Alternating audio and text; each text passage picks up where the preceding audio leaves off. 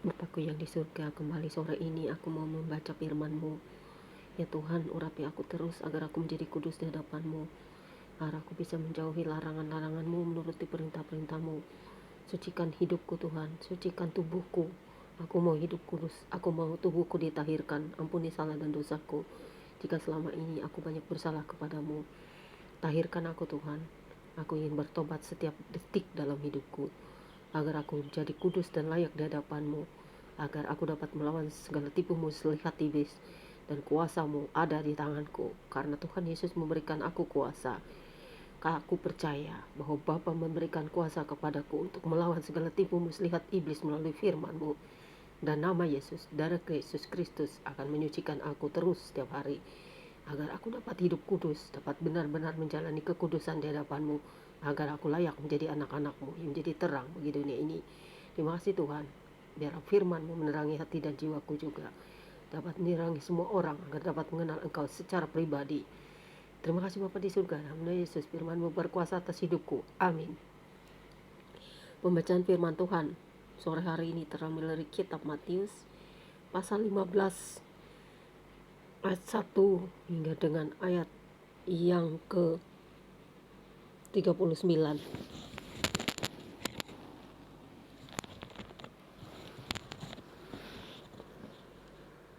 Dan Matius pasal 15 ayat 1 hingga dengan ayat yang ke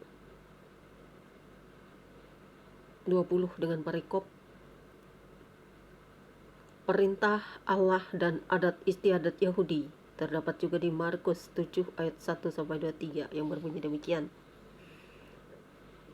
Kemudian datanglah beberapa orang Farisi dan ahli Taurat dari Yerusalem kepada Yesus dan berkata, "Mengapa murid-muridmu melanggar adat istiadat nenek moyang kita? Mereka tidak membasuh tangan sebelum makan." Tetapi jawab Yesus kepada mereka, "Mengapa kamu pun melanggar perintah Allah demi adat istiadat nenek moyangmu? Sebab Allah berfirman, hormatilah ayahmu dan ibumu. Dan lagi, siapa yang mengutuki ayahnya atau ibunya pasti dihukum mati. Tetapi kamu berkata, barang siapa berkata kepada bapaknya atau kepada ibunya, apa yang dapat ada padaku yang dapat digunakan untuk pemeliharaanmu sudah digunakan untuk persembahan kepada Allah. Orang itu tidak wajib lagi menghormati bapaknya atau ibunya. Dengan demikian firman Allah kamu nyatakan tidak berlaku demi adat istiadatmu sendiri. Hai orang-orang munafik, benarlah nubuat Yesaya tentang kamu. Bangsa ini memuliakan aku dengan bibirnya, padahal hatinya jauh daripadaku.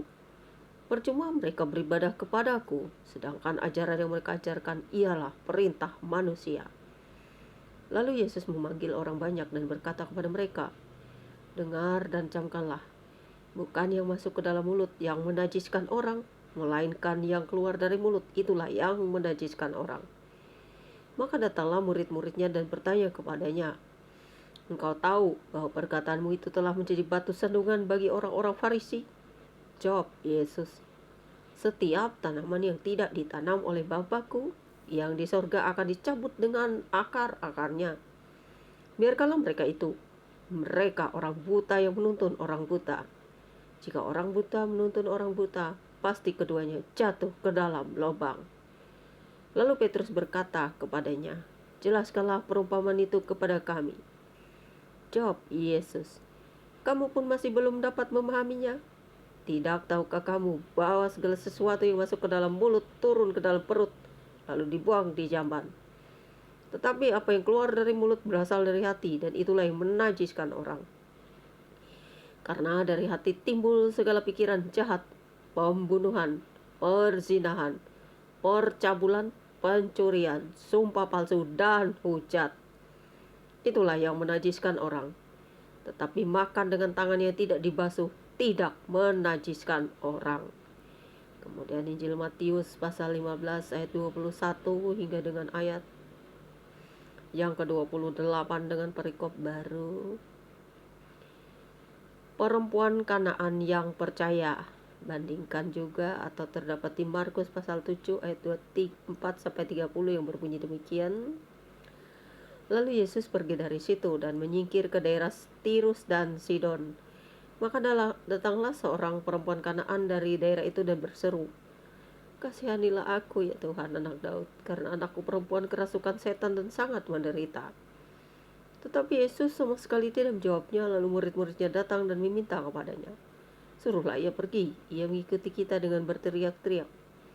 Jawab Yesus, "Aku diutus hanya kepada domba-domba yang hilang dari umat Israel." Tetapi perempuan itu mendekat dan menyembah Dia sambil berkata, "Tuhan, tolonglah aku." Tetapi Yesus menjawab, "Tidak patut mengambil roti yang disediakan bagi anak-anak dan melemparkannya kepada anjing." Kata perempuan itu, "Benar Tuhan, namun anjing itu makan remah-remah yang jatuh dari meja tuannya." Maka Yesus menjawab dan berkata kepadanya, "Hai ibu besar imanmu, maka jadilah kepadamu seperti yang kau kehendaki." Dan seketika itu juga anaknya sembuh. Kemudian Matius pasal 15 ayat 29 hingga dengan ayat yang ke-31 dengan perikop baru. Yesus menyembuhkan banyak orang sakit yang berbunyi demikian. Setelah meninggalkan daerah itu, Yesus menyusur pantai Danau Galilea dan naik ke atas bukit lalu duduk di situ. Kemudian orang banyak berbondong-bondong datang kepadanya, membawa orang lumpuh, orang timpang, orang buta, orang bisu, dan banyak lagi yang lain. Lalu meletakkan mereka pada kaki Yesus dan Ia menyembuhkan mereka semuanya. Maka takjublah orang banyak itu melihat orang bisu berkata-kata, orang timpang sembuh, orang lumpuh berjalan, orang buta melihat, dan mereka memuliakan Allah Israel. Kemudian Injil Matius pasal 15 ayat 32 sampai dengan ayat yang ke-39 dengan perikop baru. Yesus memberi makan 4.000 orang. Terdapat juga di kitab Markus pasal 8 ayat 1 sampai 10 yang berbunyi demikian. Lalu Yesus memanggil murid-muridnya dan berkata, "Hatiku tergerak oleh belas kasihan kepada orang banyak itu. Sudah 3 hari mereka mengikuti aku dan mereka tidak mempunyai makanan. Aku tidak mau menyuruh mereka pulang dengan lapar, nanti mereka pingsan di jalan." Kata murid-murid kepadanya, "Bagaimana di tempat sunyi kita mendapat roti untuk mengenyangkan orang banyak yang begitu besar jumlahnya?" Kata Yesus pada mereka, "Berapa roti ada padamu?" "7," jawab mereka. "Dan ada lagi beberapa ikan kecil." Lalu Yesus nyuruh orang banyak itu duduk di tanah. Sesudah itu Ia mengambil ke-7 roti dan ikan-ikan itu, mengucap syukur, memecah-mecahkannya dan memberikannya kepada murid-muridnya. Lalu murid-muridnya memberikannya pula kepada orang banyak. Dan mereka semuanya makan sampai kenyang. Kemudian orang mengumpulkan potongan-potongan roti yang sisa 7 bakul penuh. Yang ikut makan ialah 4.000 laki-laki, tidak termasuk perempuan dan anak-anak. Lalu Yesus menyuruh orang banyak itu pulang. Ia naik perahu dan bertolak ke daerah Magadan. Sampai di sini pembacaan kita sore hari ini. Biarlah kiranya firman ini dapat memberkati kita semuanya. Bapa di surga, kembali kami mengucap syukur dan terima kasih atas pembacaan firman-Mu kali ini. Biarlah apa yang kami dengar, kami baca, dapat kami pahami, renungkan. Karena mujizat-Mu selalu terjadi. Sampai detik ini kami percaya bahwa Tuhan Yesus selalu ada di hati dan jiwa kami, di hidup kami, dan Engkau tetap menyembuhkan semua orang yang percaya kepadamu dari sakit penyakit, dari kelemahan tubuh, dan Engkau juga mencukupkan kebutuhan hidup kami dengan bersyukur dan memiliki hati nurani untuk ora et labora. Di dalam Kristus ada kuasa yang selalu memberikan kami kekuatan setiap hari, kesehatan, dan yang pasti Tuhan selalu berjanji akan menjaga, memelihara umatnya sampai kepada Maranatha. Terima kasih Bapa di surga. Haleluya. Amin.